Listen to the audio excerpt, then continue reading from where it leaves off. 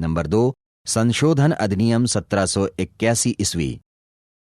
Regulating act 1773 ईस्वी के अस्तित्व में आने के पश्चात कुछ उपचारार्थ तथा अनुपूरक कानून बनाने की आवश्यकता पड़ी, जिसे 1781 ईस्वी इंडिया एक्ट नाम दिया गया, क्योंकि उपबंध बहुत ही संदेहास्पद थे, जिसकी वजह से उच्चतम न्यायालय और सर्वोच्च परिषद के मध्य विवाद चरम सीमा पर पहुंच चुका था। अतः रेगुलेटिंग एक्ट की खामियों को दूर करने के लिए ब्रिटिश संसद ने सन 1781 ईस्वी में 2 समितियां, नंबर 1 प्रवर समिति, नंबर 2 गुप्त समिति की नियुक्त की।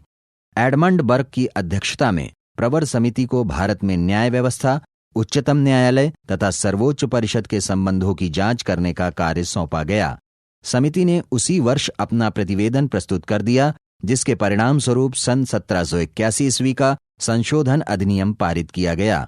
इस अधिनियम को एक्ट ऑफ सेटलमेंट 1781 और बंगाल जुडिकेचर एक्ट 1781 के नाम से भी जाना जाता है। सरकार को सुदृढ़ करने के उद्देश्य से इस अधिनियम में निम्नलिखित प्रावधान किए गए थे।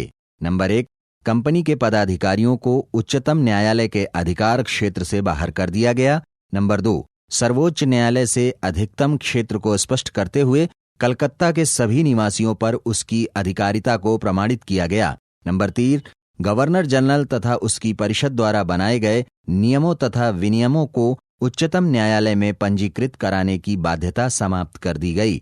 नंबर 4, कोई भी नियम या विनियम बनाते समय भारतीय धार्मिक व सामाजिक रीति रिवाजों पर ध्यान देने की आवश्यकता पर बल दिया गया। नंबर 5, अधिनियम में इस बात की भी व्यवस्था थी कि प्रांतीय न्यायालयों से अपील गवर्नर जनरल की परिषद के पास भेजी जा सकती थी, किंतु 5000 पाउंड से अधिक के मामले सपरिषद ब्रिटिश सम्राट के पास भेजे जा सकते थे।